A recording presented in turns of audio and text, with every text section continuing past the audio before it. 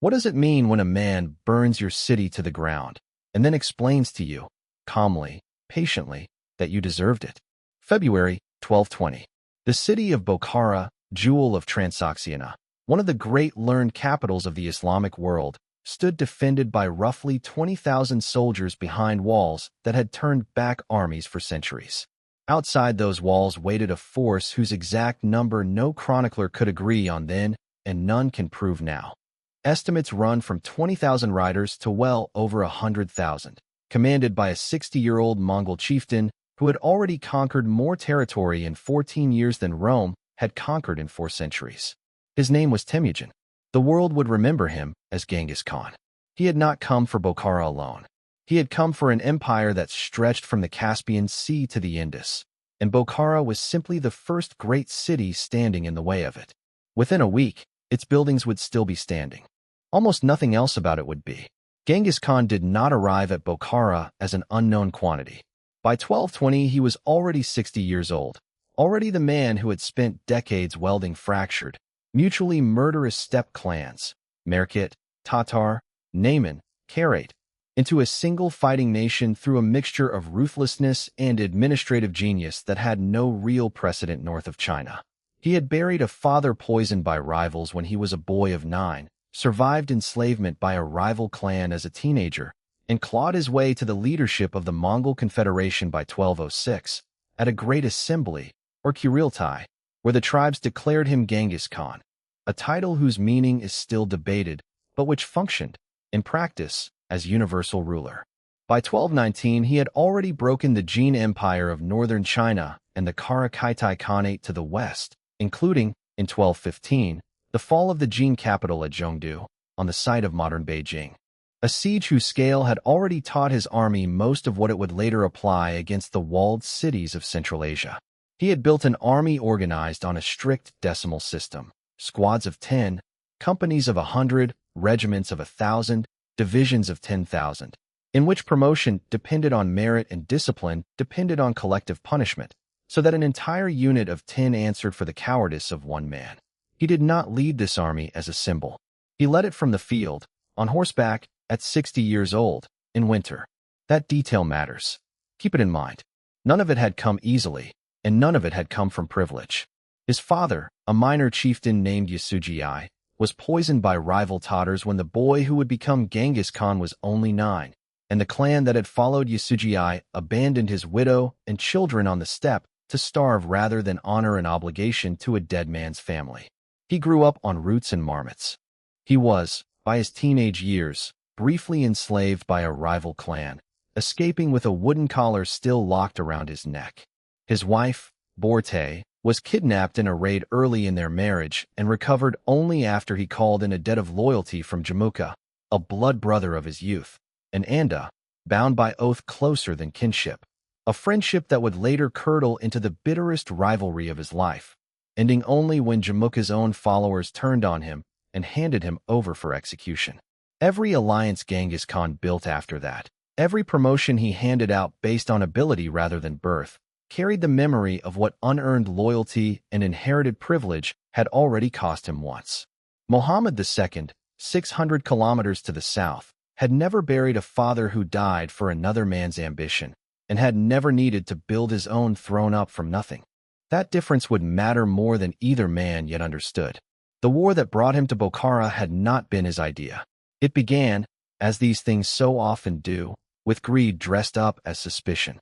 In the autumn of 1218, a trade caravan of some 450 merchants, financed in part by Genghis Khan himself, arrived at the Khwarazmian border city of Otrar carrying gold, silver, sable, and jade.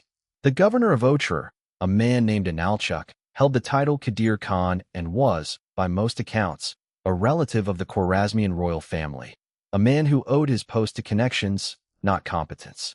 Inalchuk looked at 450 foreign merchants and 450 caravans worth of goods and decided he had found spies. He had the entire caravan seized, its members executed, and the plunder shipped to his overlord, Shah Muhammad II of Khwarazm. Only one man is said to have escaped the slaughter to carry the news home. Genghis Khan's response was not war. Not yet. It was a demand for justice. An embassy sent to the Shah asking that Inalchuq be handed over for punishment, nothing more. Muhammad refused. Worse than refusing, he had the chief envoy executed and sent the remaining ambassadors back to the Mongol court with their beards shaved off. A calculated humiliation aimed at men whose culture held an envoy's person to be sacred, untouchable, protected by something close to religious law. Among the steppe peoples, the murder of an ambassador was not an insult. It was closer to sacrilege. Muhammad had just told the most dangerous man in Asia that neither law nor custom would protect anyone who dealt with him. His confidence in doing so rested on a set of assumptions that would prove almost comprehensively wrong. Muhammad II, who styled himself, without noticeable irony, the Second Alexander, commanded an empire that stretched from the Caspian Sea to the borders of India, and by his own chronicler's count, could field something in the region of 400,000 men across it. That number looked reassuring on parchment. In practice, it meant nothing, because Muhammad made the fatal decision to disperse that strength garrison by garrison across dozens of walled cities rather than concentrated in the field. He had, some years earlier, personally led an army against a probing Mongol detachment near the Irgiz River and come away with the uncomfortable knowledge that Mongol horsemen fought like nothing he had faced before. Fast, coordinated, willing to feign retreat for days to draw an enemy apart. Rather than risk that experience twice in open country, he chose walls. Every walled city, he reasoned, would cost the invader time, blood, and siege equipment it did not have. Scatter the empire's strength thin enough, across enough fortresses, and the invader would bleed to death one gate at a time. It was a strategy built on a belief he never tested, that Mongols did not know how to besiege cities. He also placed considerable, and largely unearned, faith in men he should not have trusted. He suspected, correctly, as it turned out, that the loyalty of his own Kangli Turkic garrison troops, inherited through his formidable mother Turkan Khatun's clan network, ran first to her and only second to him, a court rivalry so severe that Muhammad kept his own mother under something close to house arrest even as he depended on her kinsmen to man his walls. And there were whispers, recorded by more than one chronicler of the age, that Muhammad's earlier attempt to march on Baghdad and depose the reigning caliph, Nasir, in 1217, a campaign that collapsed in the snows of the Zagros Mountains before it reached the city, had left him an enemy in the one seat of authority that might otherwise have rallied the Islamic world against the invader. Whether the caliph actively encouraged Genghis Khan westward, as some later accounts allege, remains disputed among historians to this day, and modern scholarship treats the claim with real caution. It is exactly the kind of story a defeated court's enemies like to tell about why the defeat happened. But the underlying fact needing no embellishment is simpler and just as damning. Muhammad had spent years cultivating enemies within the one institution, the caliphate, whose religious authority might have rallied Muslim rulers from Egypt to India behind a common defense, and had made himself, in the process, a Shah few of his fellow Muslim sovereigns felt any particular urgency to save. What is not disputed is that when Muhammad needed allies, none came. The betrayal he feared from his own garrison commanders would prove, in the end, less costly than the alliance he never had. Consider what that dispersal actually looked like on the ground. Otrar received a garrison built around Inalchuq's own retinue, defending a city whose crime had started the war and whose punishment, everyone understood, would come first and worst. Samarkand, the imperial capital, held perhaps the single largest concentration of troops in the empire, and would still fall within weeks of Bukhara. Urgench, far to the west, held another garrison entirely, cut off from the others by hundreds of kilometers of desert and steppe that no messenger could reliably cross once the invasion began in earnest. And Bukhara, wealthy, revered, but strategically almost an afterthought in Muhammad's own calculations, was left in the hands of hired Kangli cavalry answerable, in practice, to nobody the city itself had chosen. Each garrison, isolated behind its own walls, could see only its own siege, hear only its own rumors, and receive help from no one, because there was no field army left anywhere in the empire to send. Muhammad had built a defense with no second line, no reserve, and no capacity to reinforce a single point of pressure without stripping another. A chain with 40 links and no slack in any of them breaks exactly where the first link fails, and then does not stop breaking. Genghis Khan's method offered no counterpart to any of this. There was no grand strategic doctrine to admire from a distance, no rousing pre-battle oratory recorded by his side's own chroniclers, because there mostly wasn't any. What there was, instead, was intelligence. For years before a single Mongol horseman crossed the Sir Darya River into Khwarazmian territory, Muslim merchants traveling the Silk Road routes had been feeding Genghis Khan's court detailed reports on roads, garrisons, water sources, harvest cycles, and the internal politics of every city he might one day need to take. Men like Mahmud Yalovak, a Khwarazmian merchant turned advisor, briefed the Khan's staff on terrain that no steppe rider had ever crossed. Scouting parties were sent ahead of every main force, sometimes months ahead, to map wells and count granaries. Supply was treated as seriously as combat. Remount herds followed every column so that riders could swap exhausted horses for fresh ones without breaking pace, and forward depots of grain and fodder were established before the campaign's opening moves, not improvised after them. Discipline was enforced the same way logistics were, as a system, not a sentiment. Genghis Khan governed his army under a code of law, the yasa, that bound commander and rider alike to standards of conduct on the march and in camp, with punishments harsh enough that desertion, theft from a fellow soldier, or breaking formation without orders carried consequences the entire unit shared. And where his own people had no tradition to draw on, he borrowed one. Years of campaigning against the walled cities of the Jin Empire in northern China had already handed his commanders something the Khwarazmian court never accounted for: captured Chinese and, increasingly, Muslim engineers who understood siege engines, counterweight trebuchets, and incendiary weapons as a settled craft rather than a foreign mystery. Muhammad's assumption that Mongols did not know how to besiege cities was not merely arrogant. By 1219, it was 3 or 4 years out of date. Command, too, worked differently on this side of the war. Genghis Khan divided authority among his own sons, Joki, Chagatai, Ogdi, Talyui, but did so with clearly defined, separately assigned objectives and a single acknowledged authority above all of them, himself, whose orders were not open to renegotiation once given. It was not a warm arrangement. Rivalry between Joki and Chagatai in particular ran deep enough that Genghis Khan would later have to manage it directly.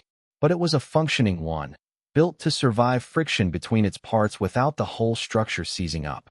Muhammad, by contrast, ruled a court in which his own mother controlled the loyalty of his garrison troops, in which he did not fully trust the men defending his own cities, and in which authority was contested rather than merely delegated. One structure could absorb internal friction and keep operating. The other could not. There is a stretch of desert south of the Sir Darya and east of Bukhara that the merchants called the Kizilkum, the Red Sands, and no caravan, by long-standing local wisdom, crossed it in winter. It was considered impassable, waterless, trackless, murderous to horses. Genghis Khan's scouts had been asking quiet questions about that desert for some time. Whether that local wisdom was strictly, absolutely true was a question he intended to answer for himself. The campaign that followed his declaration of war, launched in the autumn of 1219, unfolded like a piece of clockwork rather than a cavalry charge. Genghis Khan divided his army into 4 columns. His eldest son, Joki, was sent north along the Sir Darya toward the cities of Jand and Sinak. 2 other sons, Chagatai and Ogdi, were left to besiege Otrar itself, the city of Inalchuk's original crime, a siege that would drag on for roughly 5 months before the outer town finally fell in the closing weeks of 1219. Inalchuk himself did not surrender with it.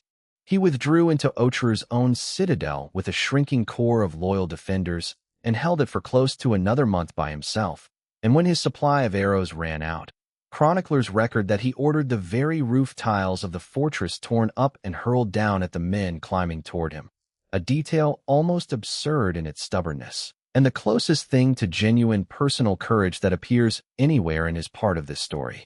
It did not save him.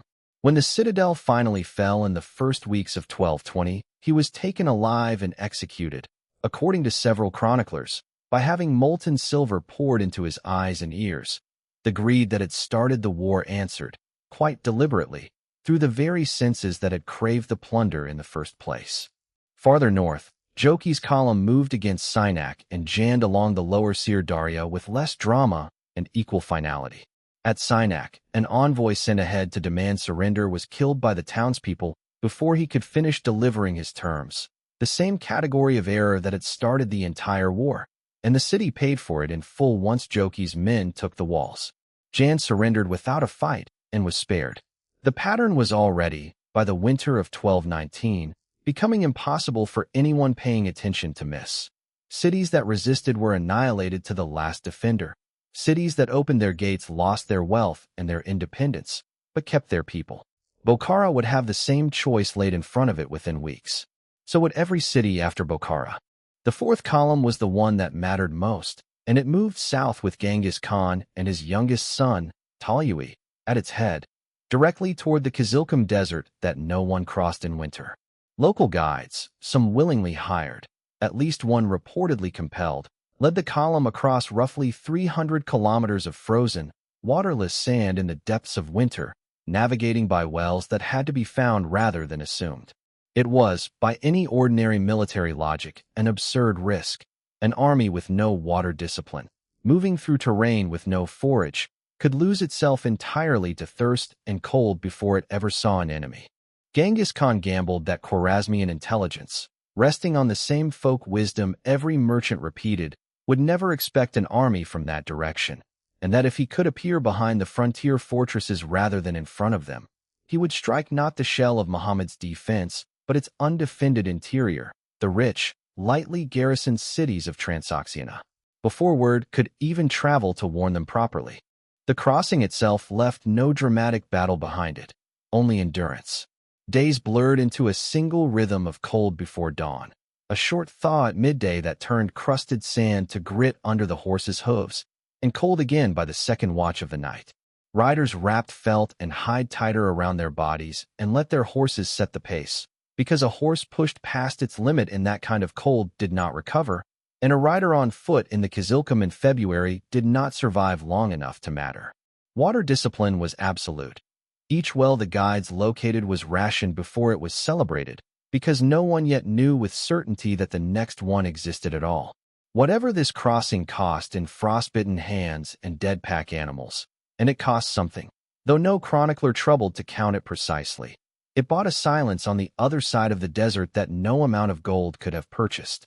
Nobody in Transoxiana was watching that horizon. Nobody had a reason to. The column emerged from the sands still an army, not a rabble, and the first towns in its path learned within hours what that discipline meant for them.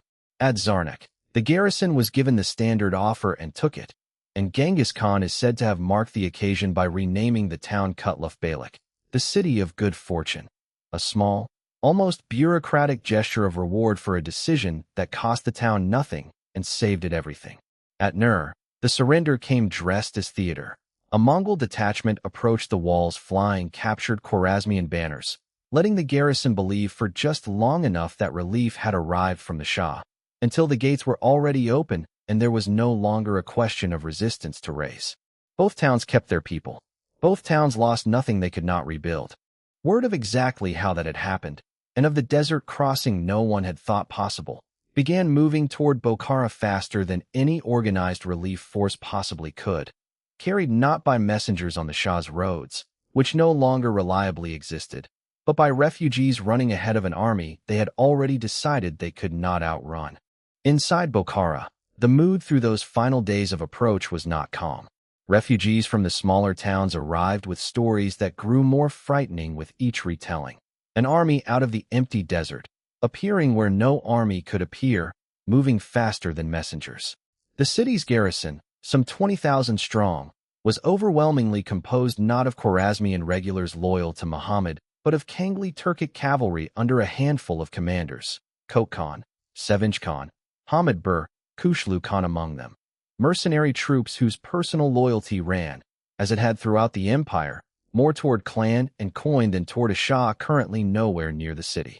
Bukhara's walls were old. Parts of the fortifications had not been seriously maintained in generations, on the assumption that the city's wealth and religious prestige made it an unlikely target for anything but negotiation. The citadel at its heart, the Ark, held the deeper granaries and the treasury and could, in theory, hold out even if the outer city fell. Whether the garrison commanders trusted that theory, none of them said aloud. Ordinary life inside the city did not stop so much as tighten.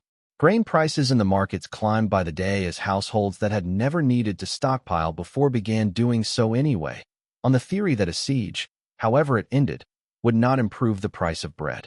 Merchants who had spent careers moving goods along the roads east toward Samarkand and west toward Mur found those roads suddenly worth nothing, their caravans stranded, their credit with distant partners suddenly unreachable and unenforceable. Families with relatives in the smaller towns that had already surrendered, Zarnik, Nur, had no reliable way to learn whether those relatives were alive, spared, or simply gone quiet the way whole towns had apparently gone quiet before. The city's religious authorities, the same men who would shortly negotiate its surrender, spent those final days doing what religious authorities do under pressure they cannot resolve by force, praying, and quietly preparing the arguments they would need if prayer alone did not turn out to be enough. They had days, perhaps less, to decide what they believed. Then the waiting ended. The merchants had said no army crossed the red sands in winter. 20,000 horsemen just had. They appeared outside Bukhara's walls in the first days of February, 1220, moving with the unhurried, methodical confidence of men who had already done the hard part.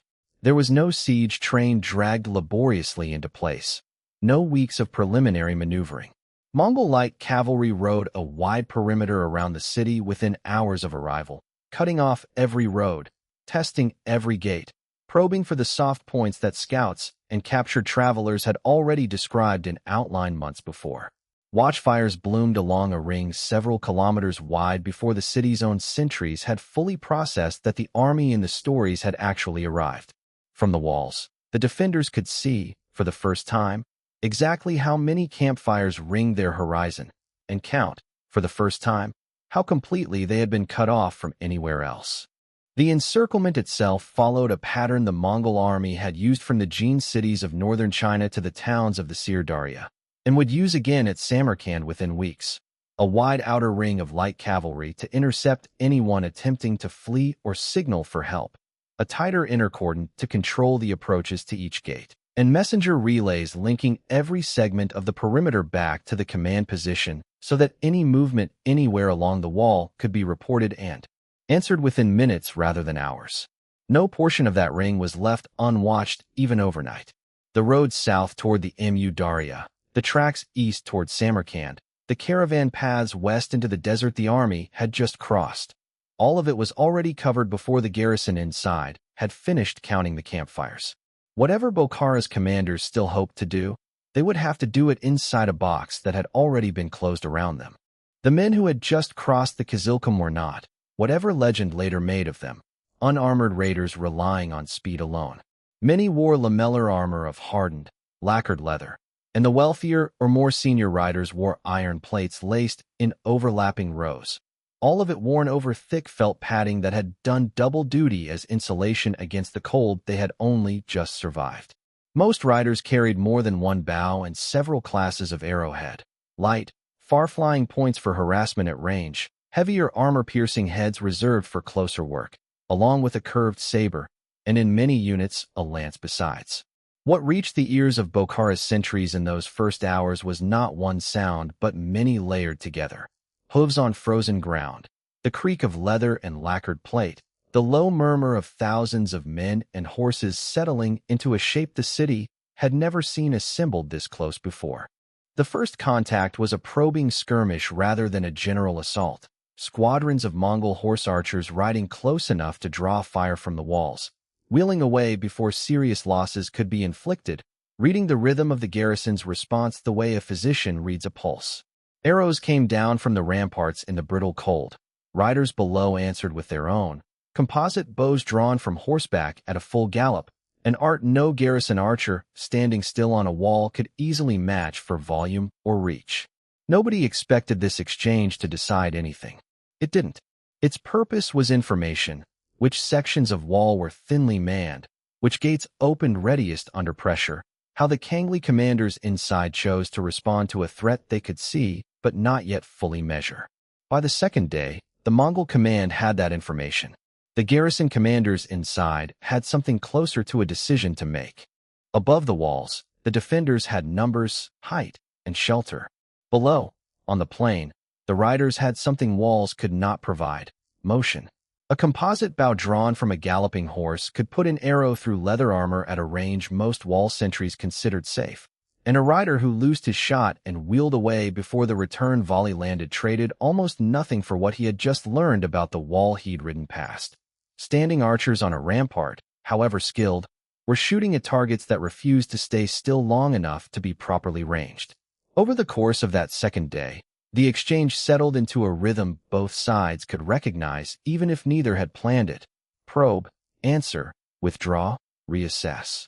At least once, a squadron of Mongol riders broke off an exchange in what looked, from the wall, like a genuine retreat, a maneuver the Mongol army had used for decades against enemies who mistook a controlled withdrawal for a collapsing one, drawing pursuers away from the safety of fortified positions before turning, at a chosen moment, to destroy whoever had followed.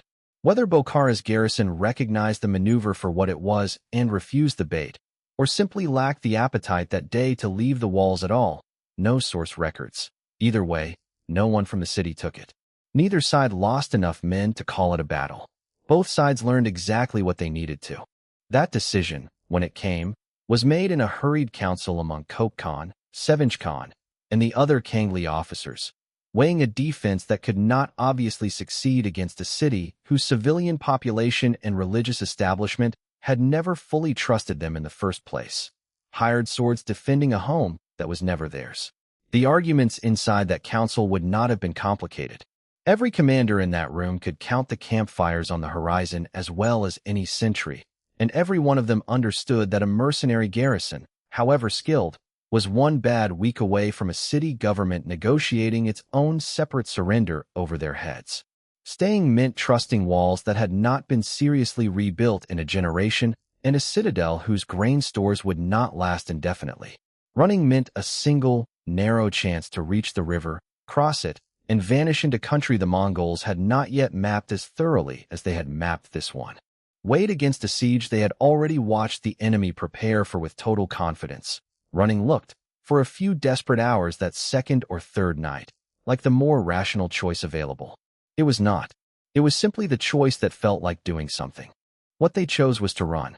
Under cover of darkness, the bulk of the Khangli garrison, several thousand strong, slipped from a gate on the city's northern side and attempted to force a path toward the Imu-Duria River, the Oxus of the ancient world, in the hope of escaping the trap before it fully closed. It did not work. Mongol scouts, watching every road out of the city as a matter of standard practice, caught the movement almost as soon as it began. A picket noticing dust where no dust should be moving at that hour. A signal passed rider to rider along the cordon faster than the fleeing column itself could travel. What followed was not a battle so much as a hunt conducted at night across open, freezing ground. A fleeing column strung out and disorganized in the dark, its own horses already tired from days of tension inside a besieged city, running down a road its pursuers already knew better than it did. There was no formation left to break, because there had barely been one to begin with once the first riders behind them closed the gap. By the time the pursuit reached the banks of the Oxus, the river itself, swollen, half-frozen, unfordable at speed by horses already spent, closed the trap the pursuers had already sprung. Men who might have made a stand on open ground instead found a current they could not cross and an enemy behind them who had no reason left to negotiate. Genghis Khan, among the senior commanders who had argued hardest for the breakout in that hurried council, is not recorded by any surviving chronicle as having reached the far bank. Whatever became of him individually, specifically, in the dark that night, the historians who wrote this campaign down did not think it worth a sentence of its own. That, in its own quiet way, tells you almost everything about how completely the plan had failed.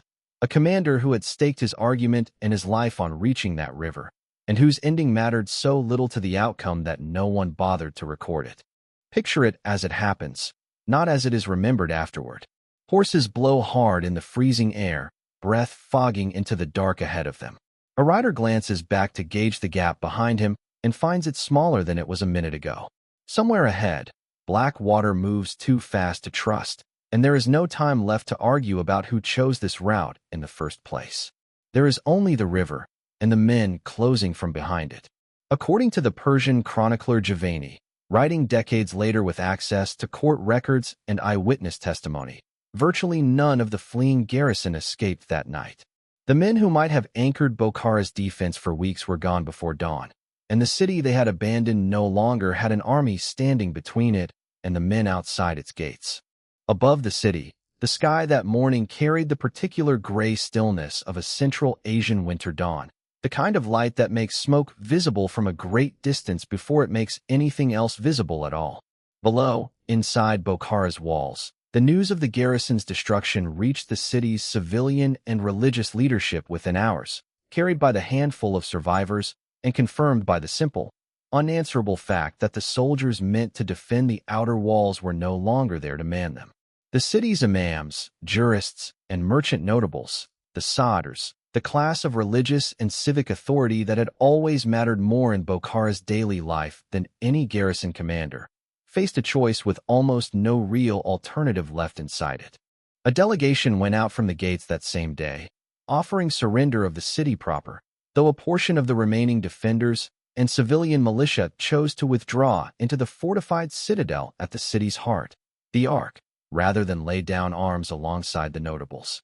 In the streets behind them, ordinary Bukharans faced a choice of their own, made with none of the ceremony afforded the delegation at the gate: stay in their homes and hope discipline held, or gather what could be carried and wait to see which parts of the city would be permitted to remain standing. Most stayed. There was, in truth, nowhere else within days' reach to go. What followed was, by the standards of a medieval siege, remarkably fast and remarkably orderly for a conquest. The delegation that walked out from the gates was led by the city's leading Qadi and its senior imams, robed in the manner appropriate to men about to negotiate on behalf of an entire population rather than a garrison, carrying no weapons and no illusions about their position. What they offered, and what was accepted, was the surrender of the city's people and its wealth in exchange for their lives, a transaction with no ambiguity left in its terms, agreed between men who both understood exactly what refusal would have cost. The gates opened. Mongol officers rode in ahead of the main body to secure key points: granaries, the treasury approaches, the roads leading toward the citadel that had not yet surrendered. Ordinary looting was, for the moment, held back by order rather than allowed to run loose, a detail several chroniclers note with something close to surprise, since undisciplined sack was the ordinary expectation of any fallen city in this era. Discipline, not appetite, governed the first hours. That restraint would not last through every quarter of the city, and it would not extend at all to the citadel once its defenders chose to keep fighting. But in those first hours, Bukhara's surrender unfolded less like a massacre and more like an occupation being installed according to a plan someone had drawn up long before arriving. Genghis Khan himself entered the city, according to Giovanni's account, on the following day, riding to its central square where the Great Friday Mosque, the Masjid-i-Kailan, stood at the heart of Bukhara's religious life. He is said to have reined in before its entrance, looked up at its scale, and asked whether this was the palace of the Sultan. He was told, instead, that it was the house of God. He rode in anyway. Picture the space he rode into, because the space is most of the point. The Masjid-i-Kailan was built to hold the Friday congregation of an entire city at prayer, a vast open courtyard ringed by arcades, a forest of brick columns supporting shaded aisles, the direction of prayer marked by a great arched niche facing toward Mecca. The whole structure raised and maintained for generations by religious endowments that fed the poor and housed the city's scholars from the same granaries now being pointed out to Mongol quartermasters. It was, by any measure available to the men standing in it that morning, the single most sacred enclosed space in the entire city. A man on horseback inside that courtyard was not simply present. He was making a statement with his body's position in space that needed no translator. There is a slowness that belongs to this moment in every serious account of it, and it is worth sitting inside that slowness rather than rushing past it, because almost everything the fall of Bukhara would come to mean for the centuries after it is compressed into what happened next inside that courtyard. Genghis Khan dismounted, or did not. Accounts differ.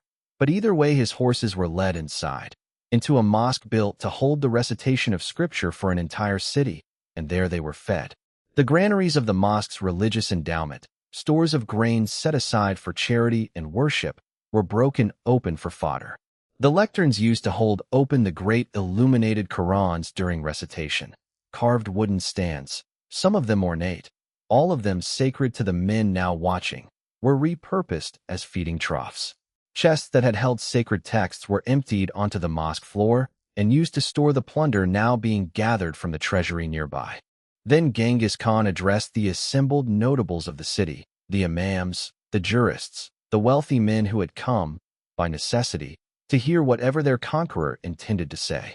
According to Giovanni, writing with the benefit of court testimony gathered under the Mongols' own successor dynasty in Persia, the substance of what he told them was this: that he was the flail of God, sent to punish them, and that had they not committed great sins, God would not have sent a punishment like him upon them. He was the flail of God. Had they not sinned greatly, God would not have sent him. He was the flail of God. Had they not sinned greatly, God would not have sent him. There is no triumph in the way the line is recorded, no theater, no raised voice. It reads, across every version of it that survives, as something closer to a diagnosis delivered by a physician than a boast delivered by a conqueror, a man explaining, almost administratively, the theological mechanism by which his own atrocity had become, in his own account of it, inevitable and righteous at once. Whether Genghis Khan believed this literally, believed it as useful propaganda, or believed some blend of the two that made no meaningful distinction to him, no source can say with certainty. What can be said is that it worked as an explanation good enough for his own men to repeat it for generations, and good enough for a conquered population to have no theological ground left to stand on in arguing against what had already happened to their city and would shortly happen to the ones still holding out inside it. Meanwhile, roughly 200 kilometers east, in Samarkand, Shah Muhammad II was receiving the same fragments of bad news that had already reached Bukhara before its fall. Rumor first, then confirmation, then a silence where reinforcement should have been. He did not march to relieve the city. By the time confirmed word of the desert crossing and the loss of the outer town reached his court, Samarkand's own garrison commanders were weighing the same arithmetic Bukhara's commanders had already weighed and found wanting, and Muhammad's advisors were debating whether the capital itself could be held rather than whether anything could still be done for a city already 200 kilometers behind the front. There would be no relief column, because there had never truly been one available to send. The dispersal that had looked, on parchment, like strength distributed across an empire had become, in practice, an empire that could not reinforce any single point of it without stripping another bare, and Bukhara's isolation behind its own walls was simply that entire flawed strategy, made visible in miniature for anyone still capable of watching. The citadel, the Ark, Bukhara's inner fortress, did not surrender when the outer city did. Whatever soldiers and militia had chosen to hold it kept fighting, and their fight would end mechanically, the way most sieges of walled strongpoints ended once a besieging force had both the manpower and the willingness to spend it. Genghis Khan's engineers, drawing on siege methods and siege engineers absorbed from campaigns against the walled cities of northern China years earlier, brought up mangonels and naphtha, a petroleum-based incendiary, to work the citadel's defenses from a distance. And they brought up something crueler and, in its own way, more efficient than any machine, the Hazhar. The Hazhar was a system of forced civilian labor that the Mongol army would use again and again in the years of conquest still ahead of it, and Bukhara's fall was among the places it was first deployed at real scale. Captured townspeople and villagers from the surrounding countryside, men who had no part in the citadel's defense and no ability to refuse the labor now demanded of them, were driven forward under guard to fill the citadel's moat with earth, timber, and rubble, to haul siege materials into range, and, in the grimmest calculation of the whole system, to walk ahead of the assault as living cover, absorbing arrows meant for Mongol soldiers before those soldiers were exposed themselves. It solved, brutally and completely, the central problem every siege before it had faced: how to spend expendable lives instead of trained ones in closing the last, most lethal gap between an army and a wall. Day by day, the mechanics of the thing ground forward with almost no variation. Mangonels, assembled from timber the army carried in pieces for exactly this purpose, threw stone and incendiary charges against the same sections of wall until the same sections of wall stopped standing. Naphtha, flung in clay vessels that shattered on impact and clung burning to whatever they struck, turned the citadel's own timber gates and hoardings into a second front the defenders had to fight in addition to the men climbing toward them. Khazar laborers filled the ditch in daylight under the eyes of both sides, some falling to arrows meant for soldiers who had not yet stepped into the open themselves, the ditch itself slowly becoming passable through nothing more sophisticated than accumulated earth, timber, and bodies. There was no single dramatic breach that ended it. There was a slope where a wall used to be a vertical face, reached one day earlier than the defenders had planned for. Day 1, watchfires, and a silence nobody trusted. Day 4, the first section of outer wall giving way, and a scramble to shore up what the mangonels had taken down. Day 9, grain rations inside the ark cut for the first time, quietly, without an announcement, because an announcement would have told the men manning the walls exactly how little time they had left. Day 12, no wall left standing where the gate used to be. Watch that final morning as it happens, not as it is summarized afterward. Khazar laborers scramble up the packed earth of the filled ditch, driven forward by soldiers close behind them who stopped pretending days ago that this labor was anything but expendable. What arrows still come down from the wall are fewer now, because there are fewer men left up there to loose them. Ladders go up against bricks still warm from the previous night's naphtha fires. Mongol soldiers follow the laborers over the top in close order, blades already drawn, moving through smoke that has not yet cleared since the night before. Somewhere along that wall, a defender who has held the same few meters of it for 12 days lowers whatever weapon he is still carrying, because his arms will not lift it again, and because there is no longer any believable version of the story in which holding it changes anything. The citadel does not fall in one moment. It falls in dozens of small ones just like his, within minutes of each other, all along what is left of the wall. Inside the citadel, the collapse that followed was not a single dramatic break, but a chain reaction, each link explicable on its own and devastating in combination. There was no relief coming. Every road in every direction led either to a Mongol patrol or to a city that had already fallen, and the defenders inside the ark knew this within days, because no messenger who left ever seemed to arrive anywhere and return. There was no depth of supply behind them beyond what the citadel itself held, and a fortress under active bombardment by naphtha fire burns through both grain and morale at a comparable rate. There was no unified command left worth the name. The garrison's most capable field commanders were already dead at the Oxus, and whoever remained inside the ark was, by definition, whoever had not been trusted or had not chosen to go with them. Each of these facts alone might have been survivable. Together, over roughly 12 days of continuous pressure, they produced the specific, recognizable psychology of a defense that has stopped believing in its own outcome. It rarely looks, from the inside, like panic. It looks like arithmetic. A section commander noting that his portion of the wall has half the men it had a week ago, and deciding privately that his sector cannot hold through another assault. A second commander reaching the same conclusion an hour later without ever having spoken to the first, small, private surrenders of will that never get announced to the men still fighting beside them, until the day comes when there are, quite suddenly, no longer enough of those men left to call it a defense at all. The citadel fell. Its remaining defenders were killed. The building itself, by most accounts, was put to the torch. What followed, across the days after both the outer city and the ark had fallen, was the accounting any medieval sack demanded, conducted with the particular thoroughness of an army that treated plunder as logistics rather than as chaos. Bukhara's wealth, much of it built on centuries of Silk Road trade passing directly through its markets, was inventoried and stripped with real precision. Vessels of gold and silver, bolts of silk brocade, carved wooden furnishings, the accumulated dinnerware and household goods of a prosperous merchant city, all of it gathered, sorted, and distributed according to a share system that ran up through the army's ranks to Genghis Khan's own household. The city's craftsmen, its stonemasons, weavers, metalworkers, and engineers, were separated from the general population and marched off rather than killed, their skills too valuable to waste, destined to serve as forced labor and siege engineers in the campaigns still ahead, at Samarkand and beyond. Able-bodied men of fighting age fared far worse. Many were conscripted at spear point into the Hazar system that would besiege the next city on the list, others killed outright. The sorting itself followed categories as rigid as any quartermaster's ledger. Craftsmen set apart and marched under guard toward the campaigns still ahead.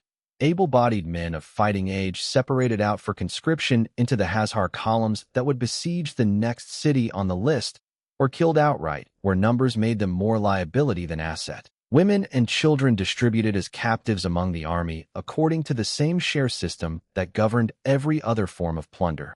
The elderly and the openly infirm, in many cases, simply left where they stood, of no value to a ledger built entirely around labor and ransom. The city's religious scholars occupied an uneasy category of their own. A number were killed alongside the rest of the fighting-age population caught in the wrong place at the wrong moment. But others, the same Qadi and imams who had walked out to negotiate the surrender, were kept deliberately alive and, in the months that followed, used precisely as the surrender had implied they would be, as intermediaries, interpreters of local custom, and living proof to the next city down the road that submission, however humiliating, was survivable in a way that resistance manifestly was not. It was not chaos.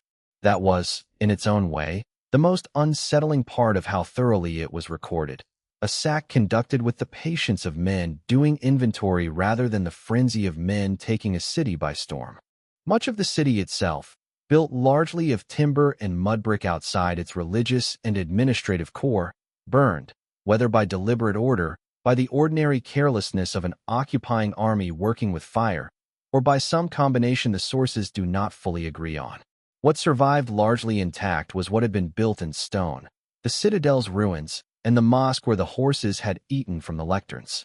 Not every detail that survives from those days is one of pure destruction, and it is worth resisting the urge to smooth the record into something simpler than it was. Giovanni records that in the mosque courtyard, amid the trampled debris of torn pages and scattered leaves from the city's copies of the Quran, Genghis Khan is said to have noticed the scripture underfoot and ordered it gathered up and returned to the city's religious scholars, remarking, in substance, that what happened by necessity in the course of war need not be taken as deliberate insult to God. Whether this was mercy, calculation, or some genuine discomfort, even he could not fully name. The sources do not resolve. The Persian chronicler Minhaj al-Siraj-Jajani, writing later and from a considerably more hostile vantage point, he fled the invasion himself and eventually found refuge in Delhi, recorded a far grimmer catalogue of the same events, with fewer such gestures and far more emphasis on massacre. And modern historians reading both accounts side by side generally treat the truth as sitting somewhere between a court chronicler's polish and a refugee's grief, closer to the refugee's version than the courts. The contemporary Arab historian Ibn al-Athir, writing from the relative safety of Mosul and receiving news of the invasion secondhand through waves of horrified refugees, described the entire Mongol conquest of the Islamic East, of which Bukhara's fall was only the opening act, as a catastrophe without precedent in the history of the world, an event he confessed he had wished, for years, someone else might be left to record instead of him. It is worth remembering, reading that judgment, that Ibn al-Athir had access to nothing so tidy as a battle report. What reached him was refugees, rumor, and grief, arriving faster than any army had ever traveled before, carrying news of a world-ending city by city, faster than anyone could quite process what was happening to it. Those same refugees, scholars, merchants, jurists who had fled Bukhara and the cities that fell after it, scattered west and south across the Islamic world in numbers no single court could absorb, carrying with them both the learning that had made Bukhara famous and the grief of having watched it burn, seeding the libraries of Baghdad, Damascus, and Cairo with exiles who would spend the rest of their lives describing a catastrophe that the rest of the Islamic world was, for the moment, still struggling to believe. Bukhara's fall was not the end of the campaign. It was barely the beginning. Samarkand, the Khwarazmian Empire's grander capital, fell within weeks, its far larger garrison undone by many of the same pressures that had broken Bukhara's internal division, no relief in sight, and a besieging force with nowhere to be and no reason to hurry. Shah Muhammad II, the self-styled Second Alexander who had started this war by refusing to hand over one greedy governor, spent the months after Bukhara's fall running rather than fighting, pursued across his own crumbling empire by a Mongol detachment under two of Genghis Khan's most capable generals, Jebe and Subutai, who chased him from city to city with the same unhurried, methodical patience their master had shown at Bukhara's walls. He never made a stand. By the winter of 1220, the man who had commanded, on paper, for 100,000 soldiers had nothing left but a handful of retainers and a body already failing from illness and exhaustion. He died in December of that year, or in the earliest weeks of the next, on a small, obscure island called Abaskan in the Caspian Sea, reportedly wrapped for burial in nothing more than a servant's own worn clothing, because there was no shroud, no coffin, and no empire left to provide either. The second Alexander died with less ceremony than the poorest of his own former subjects. His son, Jalal al-Din, would carry on the fight for another decade, winning one notable victory over a Mongol detachment at Parwan in 1221, before being run down and decisively broken by Genghis Khan himself at the Battle of the Indus later that same year, escaping the field, according to legend, by plunging his horse straight down a cliff into the river below rather than surrender, and living on for years afterward as a fugitive prince with no throne left to reclaim.